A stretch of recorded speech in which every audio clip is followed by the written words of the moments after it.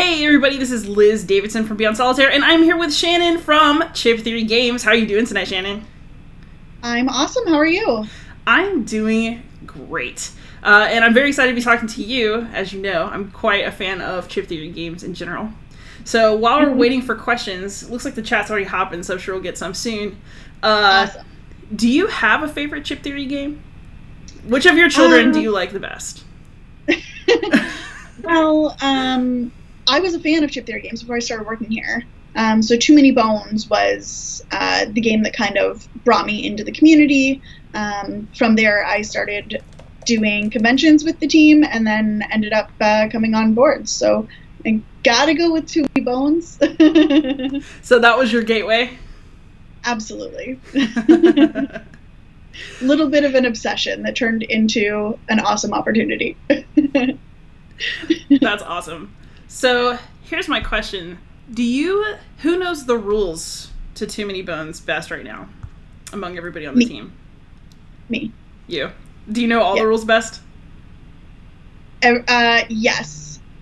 I'm not at all surprised. So yeah, I mean it's part of my portfolio is just keeping all of the rules straight, and then all of the rules, all of the rulings that we've made online also straight, so that we're not contradicting ourselves when we're having to make additional rules. So yeah, there's not anyone on the team, including the designers, that know the rules of the games better than I do. And I mean, part of that is because when they finish developing a game, they move into making a different game, whereas when they finish developing a game, I then live with those rules and answer those rules questions online and make videos about those rules. So I sit with the rules for a lot longer than they do. Makes sense. Also, for everybody who does not know, Chip Theory has a wonderful Discord server where you can go and ask questions to your heart's content. There's like a whole community rocking over there. We love our Discord, and yeah, you can often communicate with us directly on there, which is awesome, and the community there is fantastic. So always someone there to chat, whether you want to talk about our games or whether you just want to talk about anything else. So I think this is a question for us, and Kabuki Kid has already hit us hard. Get ready for the hard-hitting question, which is, do you feel that Chip Theory packaging is overproduced?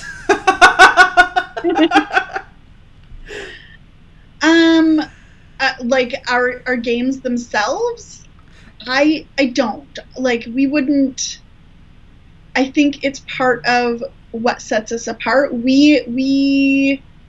I believe that the tactile feeling of playing a board game is unique to board games, and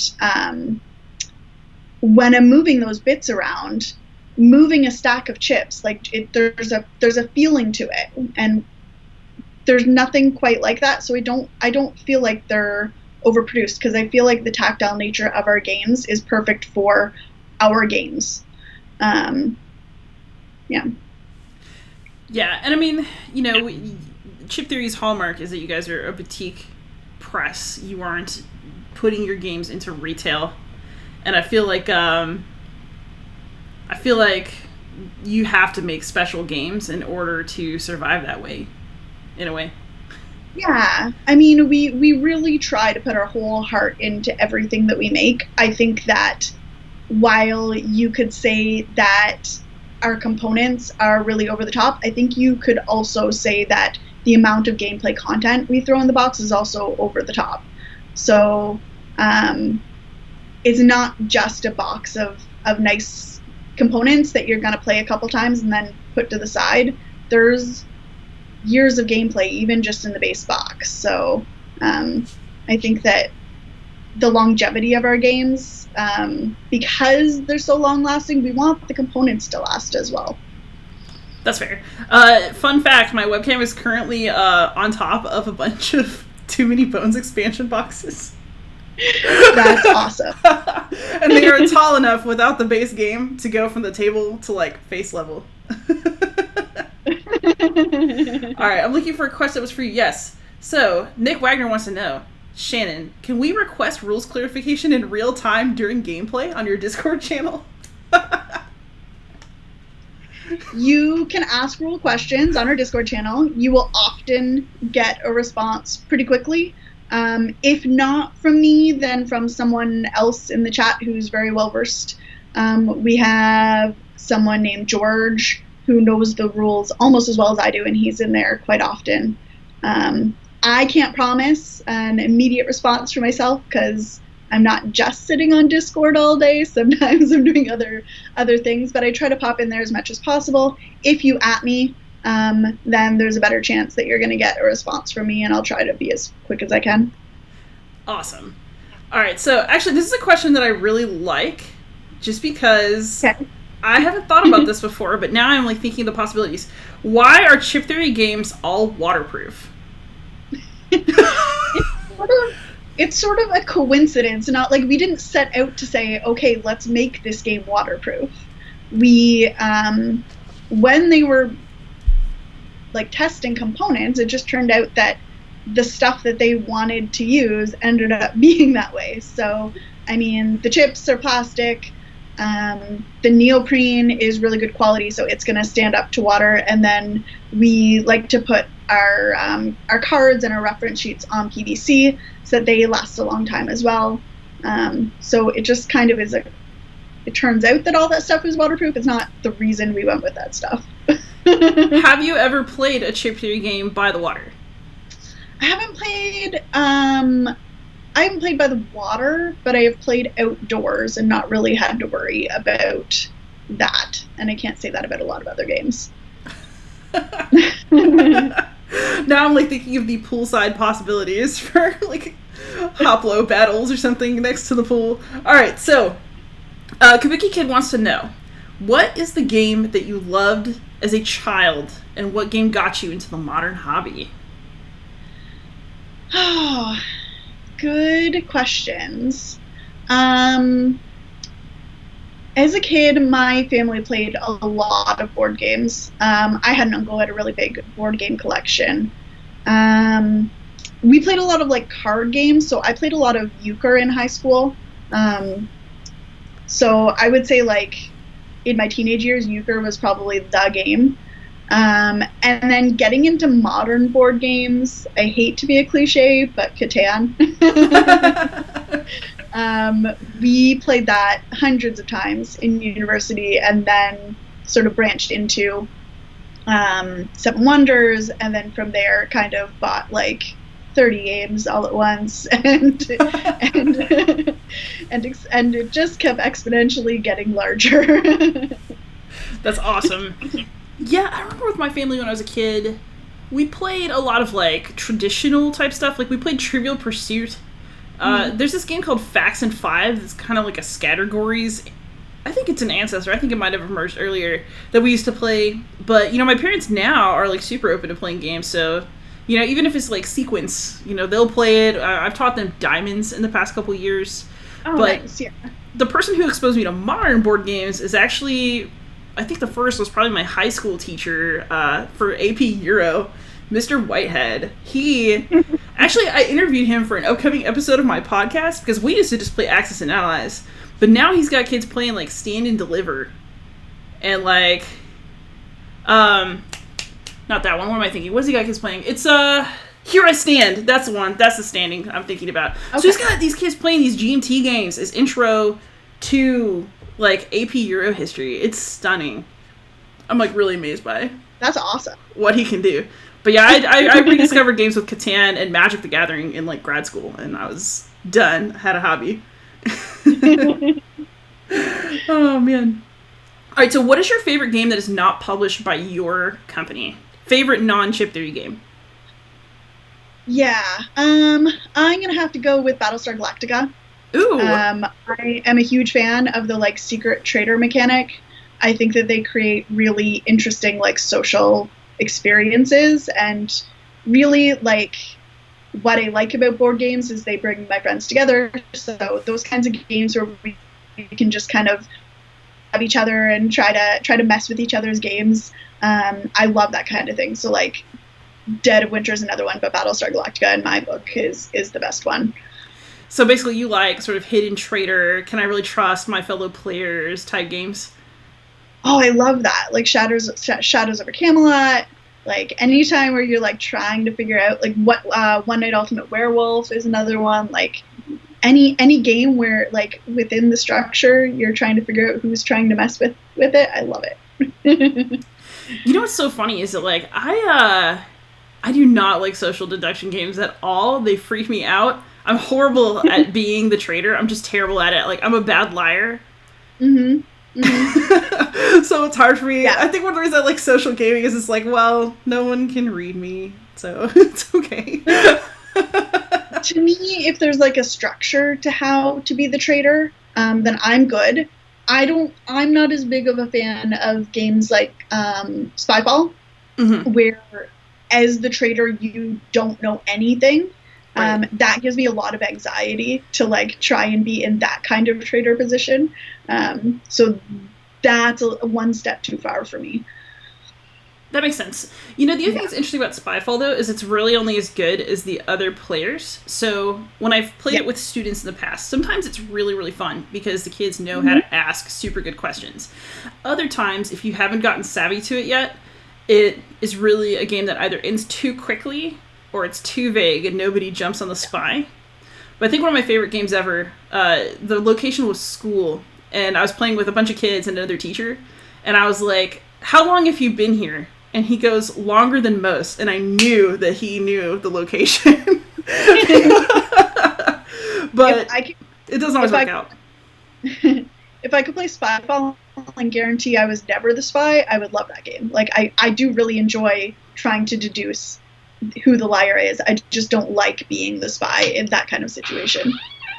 Yeah, I think something like Fake Artist might be fun. I haven't played that one yet, but... I don't know that one. It's like basically everybody adds a line to a picture, but there's one person who doesn't actually know what you're drawing. Oh, So it's the same that kind of sounds concept. That sounds pretty interesting. All right, so Gator Dave wants to know, outside of chip theory games, what rule book would you hold up to other publishers as the gold standard to follow? It's a good question. I do really like Fantasy Flight's style, where they have the walkthrough and then sort of the index alphabetical. I think that with the right kind of game, those are really successful at getting you into a game fast and then being able to look up rules quickly as they come up. That's obviously more successful in things like co-op games where you can just look up rules as they come up. And then I really enjoyed Spirit Island's rulebook too. They kind of did the same thing, and I think that it worked out really well. And I know how hard it is to try to explain a concept game in a rulebook, and I think Spirit Island is a more complex game, and I think that they figured out a way to lay it out well. That makes sense. I think my all-time favorite rulebook is still actually, it's a simple game, so I guess this is easier, but still is a Castle Panic. I think that game has a wonderful rulebook. Yeah. It's my favorite rulebook ever. It's just got all the handy charts, great illustrations, very clear. It was one of my first like hobby board game purchases for my classroom, and it was a good choice. No, that's a great game. And yeah, it's, there's lots of like really simple games that have fantastic rulebooks. But even with the simple game, if your rulebook's not good, then your game's only as good as your rulebook. So they still should be commended for their great rulebook. But I guess in my mind, I always go to the more complex side because my rulebook writing experience is Cloudspire. So I'm always kind of looking at things that are more on that level. One day we'll hit the 30-page plus playbook GMT rule. No kidding. All right. Let's see. Another question: are you a music lover? What's been on your playlist a lot lately? Oh goodness, I am the kind of person who like will listen to that same playlist like over and over again because I just don't make another one. I listen to a lot of pop and like easy to sing along songs right now on my playlist. I'm listening to a lot of like Alanis Morissette, Taylor Swift. What else has been on there? Those kinds of. Hey, that's fair. Let's see, what have I been into recently? I actually listen to a lot of not Nashville country music, so I've been listening to a lot of Gabe Lee recently. Okay. But that's really, people have very mixed reactions to country music. I've also been, so this is different. I normally only listen to her in the fall. Like, it's like my fall music, but I've been listening to a lot of Lorena McKennitt recently. Okay. Like, are you familiar with her? She does all that No. Celtic instruments and, Oh, cool. it's, my friend Dan used to refer to it as witch music. But she's just really into, like, poetry and, like, interesting instruments and kind of, like, a haunting sound. I really like her a lot. I've been listening to a lot more, like, podcasts lately than music, and then we, in the office, a bunch of us have Oculuses, so I'll play Beat Saber, which has a big musical element to it. I play a lot of that. Oh, that's awesome. I think the last rhythm game I ever played was Final Fantasy Theater Rhythm for, like, the 3DS. It's just Final Fantasy music and a rhythm game at the same time. That's awesome. Actually, it really is. I'm kind of thinking about digging that back out later. Beat Saber, and my first one was Elite Beat Agents on the 3DS. It was awesome. So what podcasts are you into right now? I listen to like some like cold case true crime stuff. So there's like Uncover and Someone Knows Something, which are both like Canadian broadcast podcasts. So gotta go back to Canada for my podcasts. I've been listening to a lot of that. I listen to a podcast called A-OK, which is for people who are asexual, aromantic, because I am. That's one I always check out as well. Nice. I actually also like true crime. I actually brought this up last live chat. I really love Red Handed. Okay. Have you heard that one? I really like that podcast a lot. It's like these two really fun British women who have great rapport while talking about horrible crimes. Which, yeah. Nice. It's like, I'm not supposed to be laughing during this, but I like the ones where like there's at least the prospect of like the case being solved through the podcast. They almost never actually solve the case, but there's at least that like prospect. Find something. Yeah, do you read any true crime stuff? I don't read a lot of true crime, no. So I mostly listen to it. If you're up for a pretty dark read, I'll Be Gone in the Dark was really good. It was written by, Patton Oswalt's late wife. Finished the book, okay. Died, and then they actually cracked the case, apparently using some of the stuff that she had written after her death.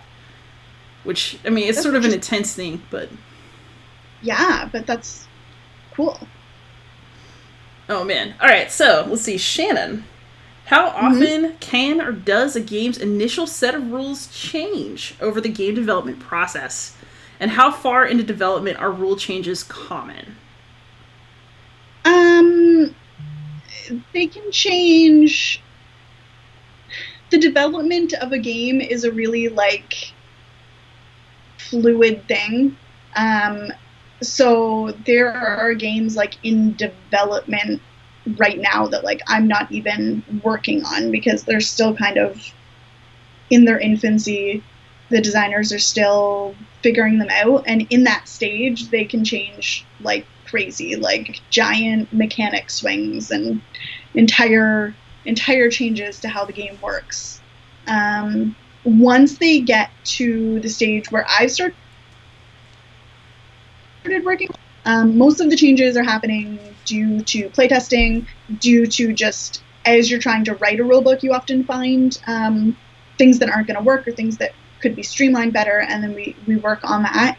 So from the time it starts with me to the end of development, the changes there can be significant changes, but it's not going to be like we replace an entire mechanic with an entire new mechanic, but more streamlining. And then what was the second half of that question? It was like, at what point in game development do the most changes tend to happen? I mean, the most changes tend to happen very early because you're still trying to just figure out what's going to work. But up through playtesting, I mean, some of our Slice and Dice playtesters can tell you that, like, the first version of Dart they got compared to the second version compared to the third, like, we made some major swings in how she works, just trying to try different things. So even through playtesting, lots of stuff can shift. Generally, once playtesting is done, we don't make changes unless we're streamlining. But that does happen as well. That makes sense. So do you feel like your games, so you said streamlining a lot, do you feel that the early stages of games tend to have a whole bunch of ideas and then you cut off stuff until you just keep the best? Or do chip theory games tend to grow over time from a smaller idea? They definitely tend to grow. A lot of times what happens is they'll have a concept, and then as we're actually working our way through how the game works, a lot of situations come up that we hadn't thought about. So then, well, that needs a rule. And then another thing comes up, and then that needs a rule. And then before long, you've got, like, all of these different rules for everything. And then you've got to figure out, do we want to keep all of these separate rules, or is there a way to kind of combine some of them, get rid of some of them, change the game so some of them aren't necessary? So that's kind of what I mean by streamlining. Interesting. What is the most... Have y'all ever been just gutted to cut something from a game because you loved it, but it just wasn't working? Let me think. I'm sure the designers have. I can't think of a specific instance at this moment.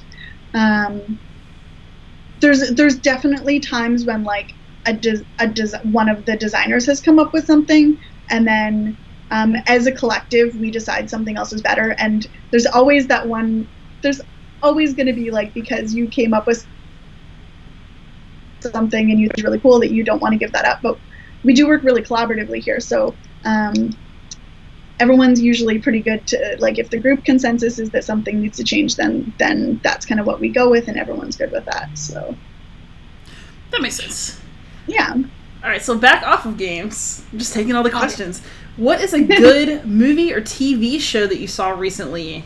Everyone's always looking for something new and good to watch. Let me think.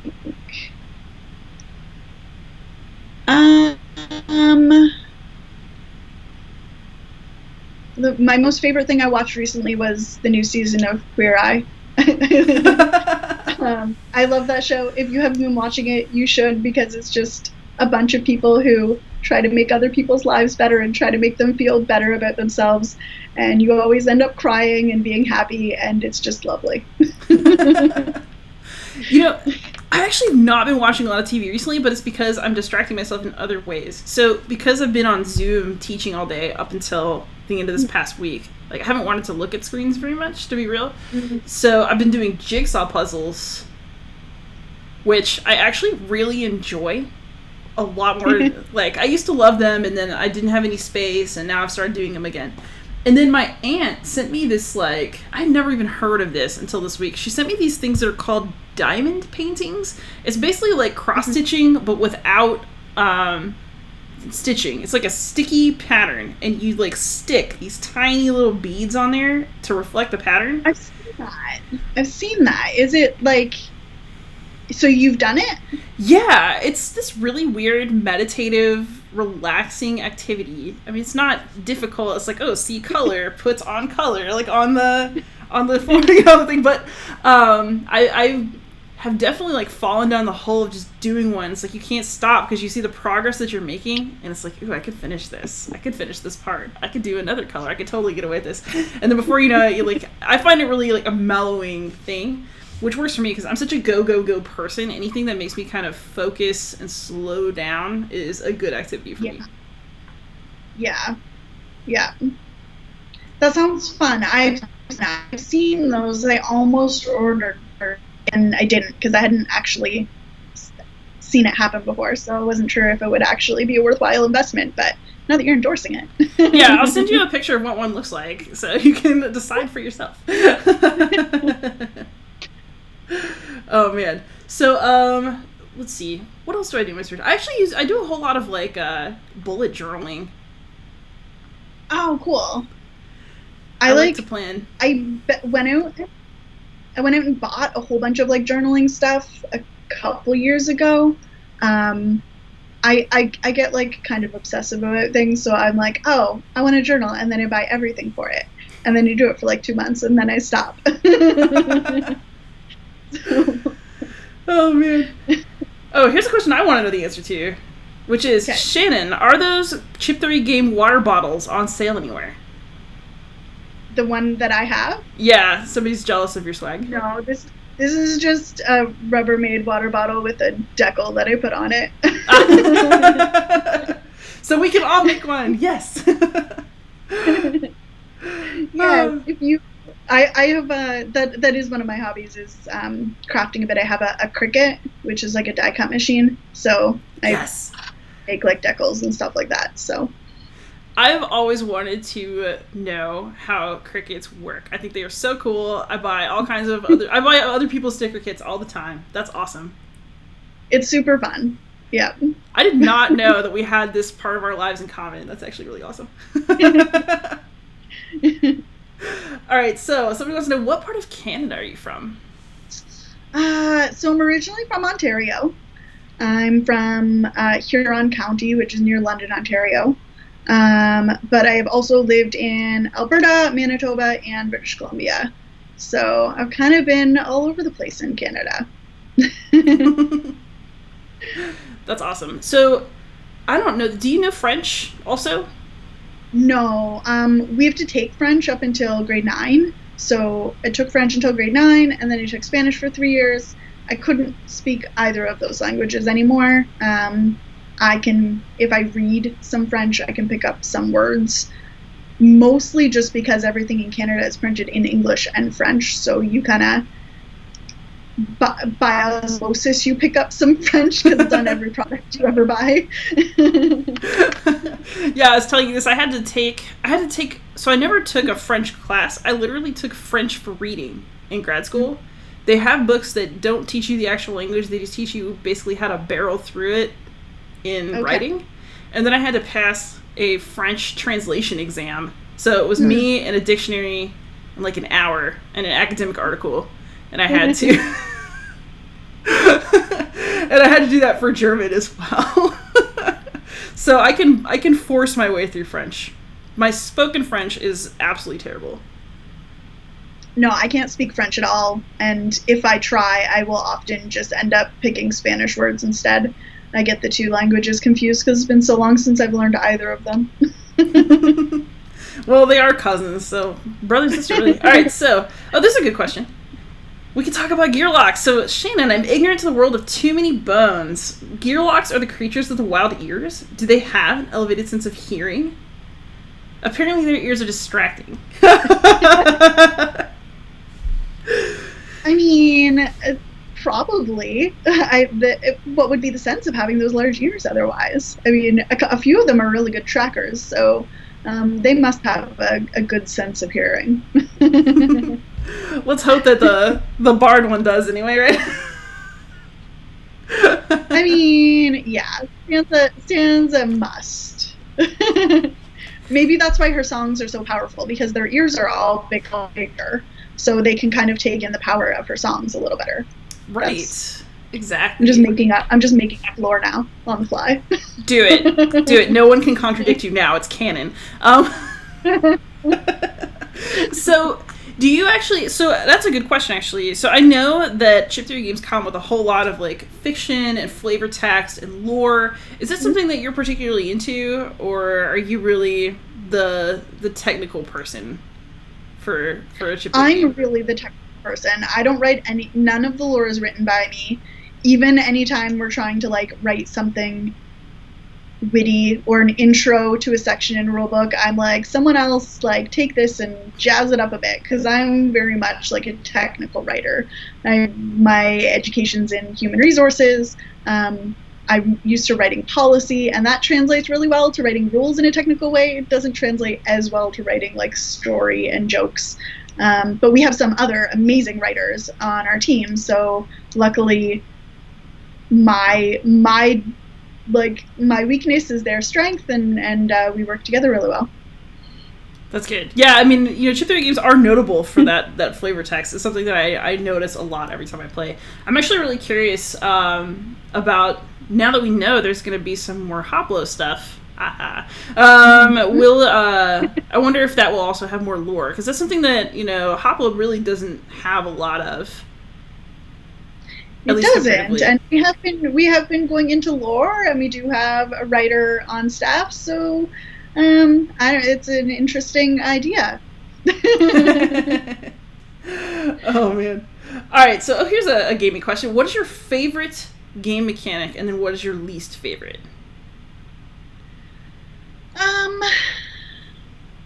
Favorite game mechanic? I really like things like deck builders, bag builders. Like Quacks of Quedlinburg, I learned it like way late in the game. I just learned it this year, but I love it. It's so good. That kind of thing. Even like Slay the Spire, I've been playing digitally. So I love those kinds of things. In terms of mechanics I don't like, I'm not a huge fan of like bidding and auction games. That, I don't know, that stuff just doesn't, if you don't know I find it really hard to value like abstract things in a board game and figure out how much to bid on them. That's tougher for me. You know what? I was actually going to say the same thing. I adore deck building. I like any games that let me make cool combinations of cards. I like to feel smart because, I rarely do. So I get to just, if you put together a good card combo, it's like, yes! Like, I feel like I made something work. Yeah. Auctioning, bidding, I'm a horrible bidder. Oh, it's terrible. I hate that even more than trying to bluff. Yeah, I maybe because I'm not good at it, I think I don't like it. I'm not sure. That might be it. Then I'm also just a huge fan of checking dice. I love a game where you can just throw a whole bunch of dice and see what happens, and if the luck's not with you, you can blame the game and not your skill. So that's fair.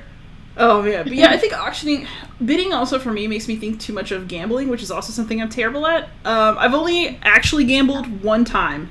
My dad, when I was finally old enough to gamble, like we were on a trip and we stopped off near a casino, and he took me to a video poker machine and gave me $20, and he was like, "Okay, you're gonna have this experience."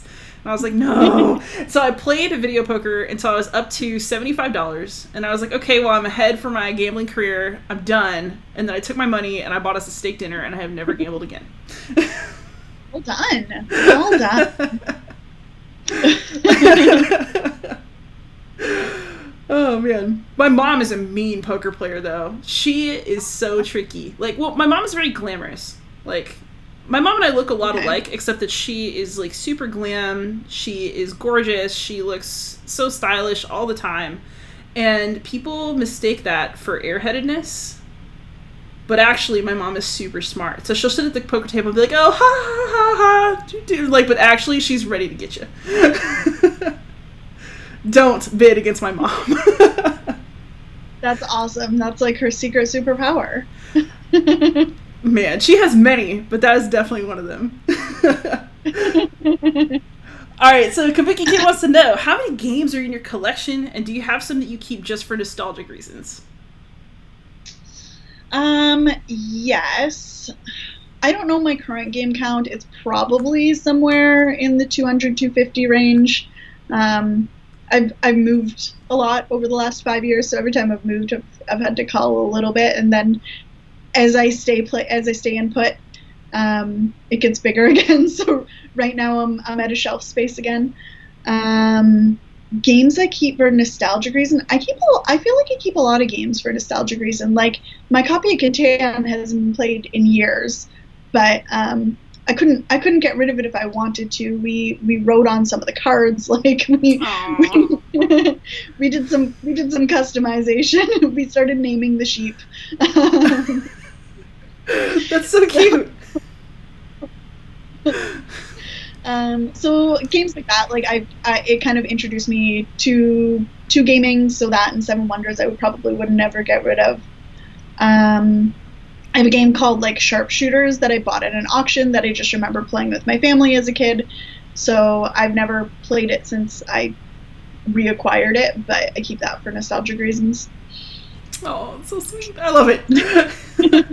So I don't actually know how many games I have. I have actually started recording my ratings in Board Game Geek, but that'll only tell you what I reviewed, not what I own. Yeah. I have too many games. My office is full of games. So, like, I'm sitting in my office right now, and just be glad you can't see just, like, the stacks of just stuff around. I'm pretty ruthless. If it has a 7 or less, it's going out the door because I just can't keep them all. My dream is to eventually just have a super tight collection of games that I only really, really like, that I really just adore. I can't live without. I do have a copy of Facts and 5 because that was like my childhood game. My mom found me a vintage copy, so I adore it.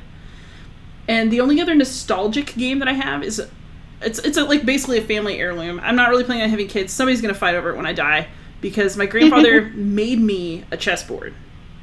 And it's beautiful. And it has these drawers that hold these chess pieces that he taught me to play with when I was a kid. And they're these, like, beautiful pieces from Europe that are really beat up now, but I love them. I'm horrible at chess. It actually makes me anxious to play chess because my grandfather just beat me so bad so many times when I was younger without any, like, coaching. It was just like, you'll learn from the pain. But I still love the game. That's awesome. I wish I had something like that. That's so cool. Traumatic childhood experiences / sentimental objects. Hey, a compliment for y'all. Too Many Bones is quickly becoming one of my favorite games, says Board Games, Books, and Booze. How much Too Many Bones can we expect in the future? Can the Trove Chest fit another big box expansion? Can you give us a scoop? I can tell you that we're not done with Too Many Bones yet. There's a little bit of room in the Trove Chest, and that's not an accident. It's probably quite a while in the horizon. We have our next few projects mapped out, and none of them are TMB. It really helps us to step away from a project for a while, get some inspiration for it, and then come back. We just threw everything we had into Slice and Dice, so we need some time to step away from it, get some new ideas, and then come back to it down the road. But I wouldn't expect that we're done with it. Makes sense. So we will look forward to more in the future. I don't know the answer to this question for me. Gator Dave wants to know, what was the last game you were genuinely surprised at, positively or negatively, after you played it?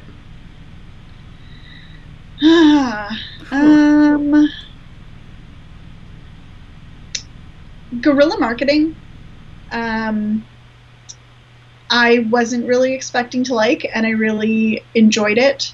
It's a party game, and it's kind of got the apples to apples mechanic of like everyone writes something and then you pick the winner.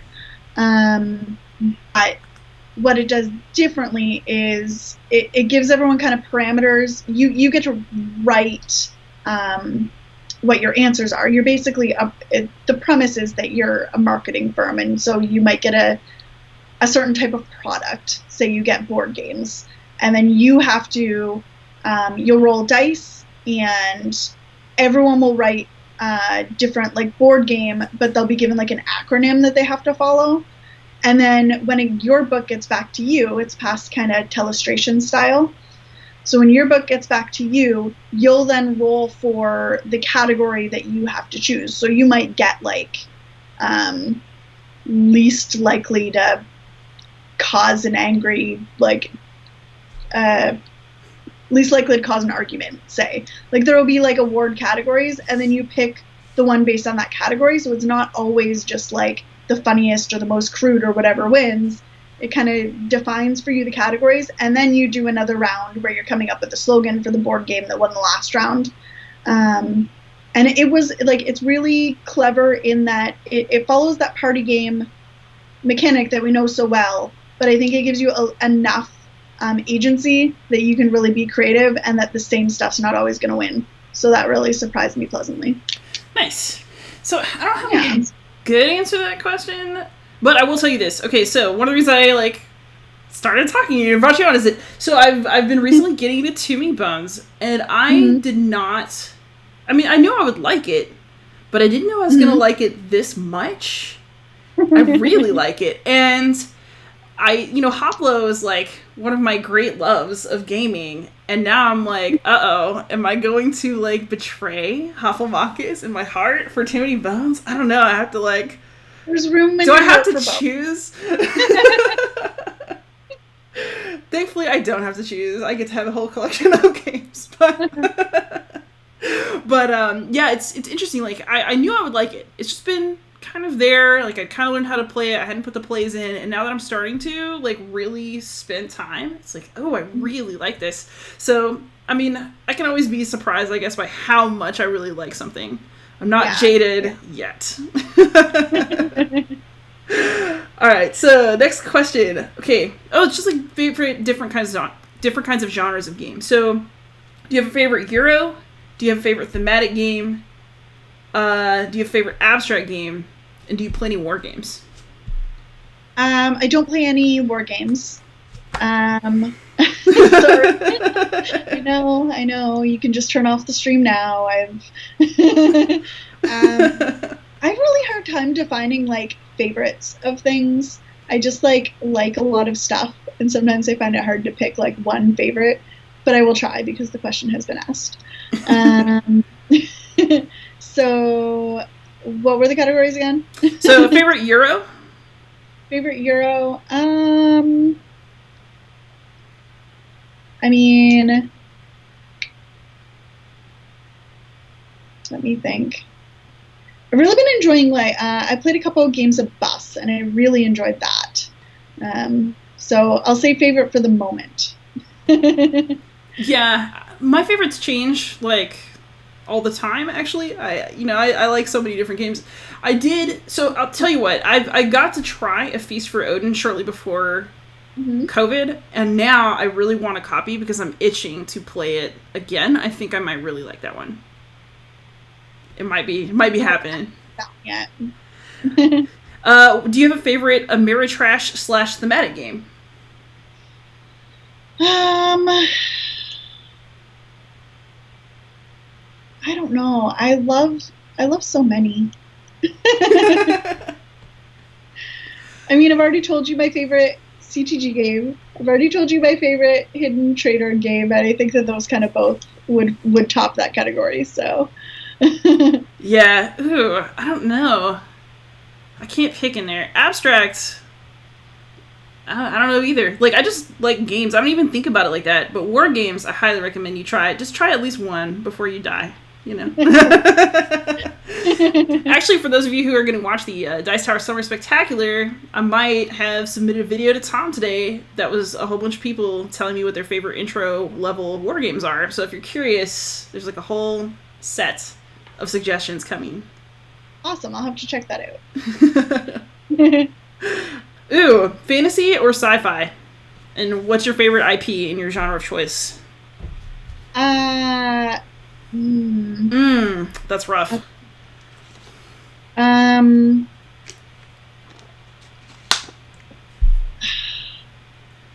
is really tough. Probably fantasy. And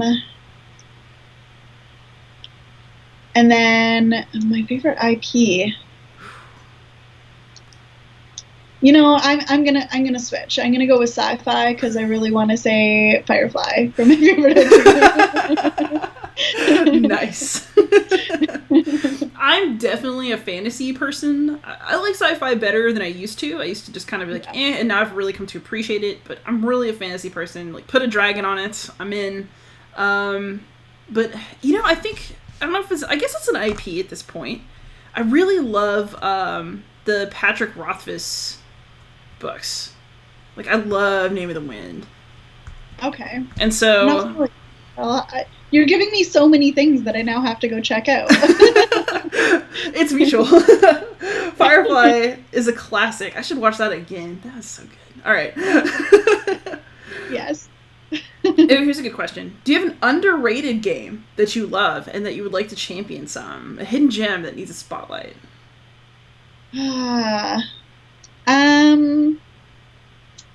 You know, the last convention I got to go to before all of this happened was Dice Tower West. And I met Mark Street for the first time, and he taught me this game called the L Project, which is this really cool, like, almost like Tetris style game where you're trying to complete cards by filling them in with the pieces that you acquire. So you're kind of like drafting pieces and completing cards, and it was a really cool abstract. It's a game I could see playing a whole bunch of times. I think that they are like either just getting to the market or haven't yet, and then planning on doing another like Kickstarter. I don't even know who the publisher is, but it was called the L Project. Nice. I think my favorite underrated game, I think it's gone out of print, which is a shame, but I adore the Cards of Cthulhu from Davidson Games. I don't even know why I love it so much. It's just so chill. It's a very relaxing game for a game that's about being, potentially devoured by elder gods. It's very pleasant. You're basically just trying to like balance against, all these different cultists and, awakening old ones and stuff, trying to, keep everything under control. You get spells. It's got really nice dice that are really chunky and these really good coins. It's a really pleasant experience. I also actually adore Dawn of Peacemakers, which I think was very underrated. Okay. That one's more recent, right? Yeah, that's a Sami Laxo game. He's the guy who did Dale of Merchants. Okay. But it's a cooperative game about trying to get two sides to stop a war. Oh. And it's just so interesting. And there aren't any other games I know of that feel like that are about that. And I think that, I'd like to see some more on that one. That's awesome. Yeah, there's so many games coming out that there's so many that fly under the radar, and just like try some of the not as popular stuff. You'll probably find something amazing. Yeah, I mean our hobby's gotten so big. Yeah. Here's a question. How often do you do solo gaming? And if you do, what are your favorites? I don't do a ton of solo gaming. Mostly if I'm solo gaming, I'll gravitate more to video games. In terms of what I do like playing solo, Seventh Continent has been one that still hits my table, even though I don't solo very much. So that would probably be my pick for, and I would argue that game, even though it goes up to 4 players, is best solo. So yes, I'm an inherently selfish gamer by nature, which is why I solo so much. I like to make all the calls. All right. Oh, well, you can give us a little bit of a hint, I guess. Can you give us any hints of new things coming from your company? I can't say too much. What we have said is keep an eye out for an announcement coming in the next few weeks about what is coming down the line for Hoplomachus. We have 2 other projects we're working on, but I can't say anything about them at this time. But Hoplomachus is not the next project coming out. There's another one before that we're just not talking about yet. I'm going to ask you about this off the air. No. Ooh, here's a good question. What faction in Cloudspire do you enjoy the most? I mean, that's a pretty open question. Depends on whether you mean just like who they are or how they play. But I'm gonna go with the Grove Tenders. I love how like organic they are. The art really grabs me, and then their ability to like summon extra things on the mat at will. You can do some really cool stuff with that. So I really enjoy the Grove Tenders, and I think they're kind of underrated. I do like them. I like they all have a backstory. I like the airs. I like birds. Yeah, I mean, theirs are cool. They're kind of, if you read the lore, they're kind of jerks, but they're really cool. They have some great abilities. All of the factions do. They all have their own strengths. So, yeah. So I'm not going to spend too much on this, but somebody said, is Hoplomachus Origins enough for solo, or should I get the other two also? They are on sale right now. My opinion is actually published in my reviews. You are probably bound to tell us to buy everything. There's lots of solo in just one of those boxes. I think that sometimes people think that because all of this content exists, that they have to own all of it in order to enjoy any of it. I think that I hear that a lot with not just our games, but other games I see on Kickstarter. Everyone will say, well, it cost me $500 to get this game, but it doesn't. It costs you $100 to get the base game, and then you're choosing to buy everything else on top of that. So I actually would say there's lots of solo content in one of those boxes. If the conundrum that they kind of have that I can't help them with is this is the last time that Hoplo in this form, these specific products are going to be available. We're not printing these specific products again. If you wait a couple weeks, we'll be able to tell you a little bit more about what Hoplo is going to look like in the future. But that's kind of, I mean, the thing about the other thing about Hoplo is we're not kickstarting it until 2021. So if you want to play Hoplo and you want to play it in the next year and a half, this is still like your chance to get your hands on it.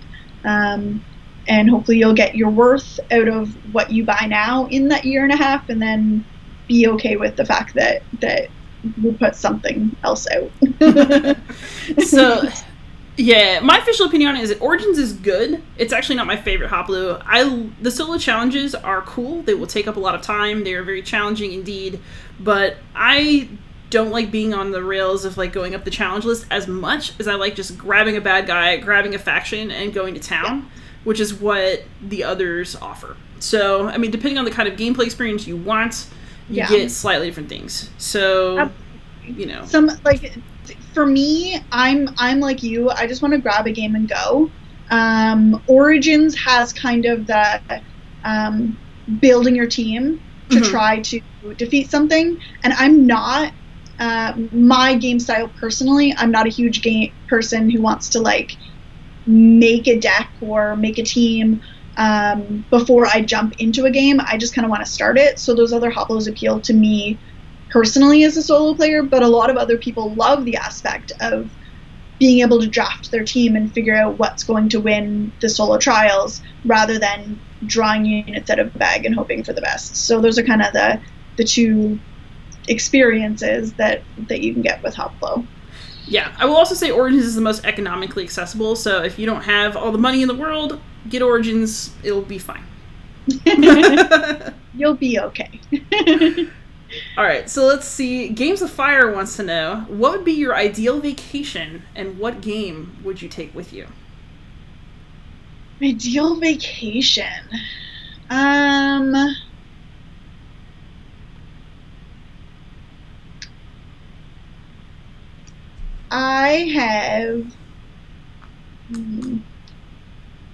never been to Disney, so like I would love to just go to Disney and do the whole thing. I love theme parks, I love Disney, and I've never been to either of the Disney parks. So I'd love to do that, and I'd love to go with like my family because I have like young nieces and nephews. So that would be a super fun family trip. What game I would take? I'd probably take a bunch of like small card games because that's what travels well, and that's what my family is super comfortable with. Things like Wizard, things like No Thanks, stuff that is small and easy to get and teach. If I go on vacation, then I'm probably playing fewer games because I'm doing vacation-y things. That's fair. So I actually wouldn't take a game with me on my ideal vacation because I want to go back to the Middle East and I just want to find people and play like backgammon with them. I think that'd be really fun. That's like a personal dream that I have, is to relearn how to play backgammon and then just go to a bunch of like shisha cafes and play. Super cool. I mean, I do go on gaming trips. A lot of times when I go to visit, I'll go to visit my brother in Canada for a week, and I'll just pack a suitcase full of board games, and we'll just like for an entire week just play board games, and that's super fun. That sounds good. Super fun. So I'm going on a real, it's short, but I'm going on an actual vacation next week. Oh my goodness. So my boyfriend and I are going to like this tiny cabin in the woods where we won't see anyone for a couple of days. And I am bringing cartographers. So like that's my actual vacation and game that I'm bringing. That's awesome. I mean, gaming in a cabin in the woods is super fun. So I hope you have a blast. Get away from it all, play some games. Oh yeah. We're you know those like tiny cabin, it's like an actual company, like Getaway. We went midweek because it's cheaper, and we're just gonna go out there and not talk to anybody for a couple days. I'm really pumped about it. Ooh, here's a question. Can we see a Shannon versus Liz game online? Chip theory or other? I would actually be down to play cooperatively if there's like a digital, like, I don't know, are any chip theory games even on something like Tabletop Simulator? They are not official implementations, but people have put them up there, and we have no problem with that. I struggle a bit with Tabletop Simulator. I'm really bad at like moving the stacks around without knocking everything over in that sort of interface, and that's when like trying to play Too Many Bones on Tabletop Simulator affirmed for me how much I enjoy the tactile experience of our games in person.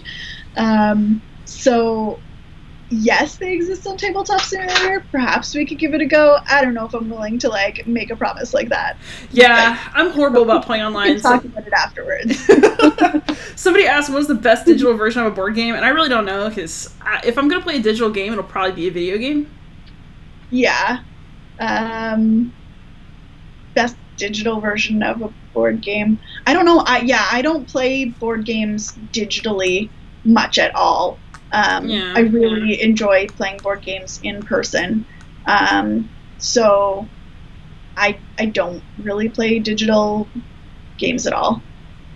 Makes sense. All right, we are coming down towards the end here. Let's see. Will we be attending any games at the virtual GameCon next week? I will probably not. Are you going to be at virtual GameCon?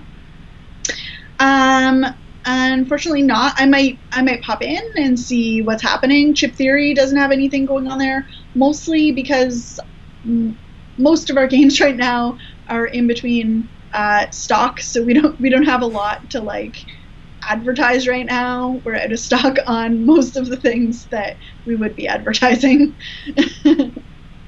Yeah, I mean, for me, I'm still not totally... Okay, this is terrible to say. Go watch the Dice Tower Summer Spectacular. Everyone should watch it. I really have not totally bought into virtual cons. I feel like I know that we all want to see each other, but I already talked to the people that I want to talk to online and make friends online, and I'm not totally convinced that that's something I want to do. Yeah. I mean, we're going to participate in a bunch of the virtual game cons that are happening this year. Unfortunately, not this specific one, but we'll be at some of the ones in the future and showing what we have. We're super excited to do that, and to come up with. I mean, if anyone knows us, you know that we'll try and do something a little crazy and off the wall to. So stay tuned for those things coming up. All right, it's almost 10, so this will probably be our last question, but what is the best pencil and paper RPG? Do you do tabletop RPG stuff? Right. I'm playing my first RPG right now. Ooh. It's D&D 5th edition. It's basically the first time I've played D&D. And I'm playing it online with my cousin as the GM and my brother and my sister-in-law as the other players, and we play through Skype, and we use like D&D Beyond and Roll20. So I'm really enjoying that, but that's really my only experience with an RPG. But I'm loving it so far. Yeah, I've done a few, tabletop RPGs over the years. I was playing D&D pretty consistently for the past year and a half or so, but, world events kind of put the kibosh. So we'll see what happens when, when I can go and be with people again. But I actually feel guilty about how much my solo gaming life, especially now that summer school's just ended, it's going to be good for the next month or so. All right, so our time is up. Shannon, thank you so much for coming and spending this hour with me. Oh, thank you for having me, and thanks everyone who hung out in the chat and asked questions. It was super fun. The hour went by super fast. Thanks, everybody, and happy gaming.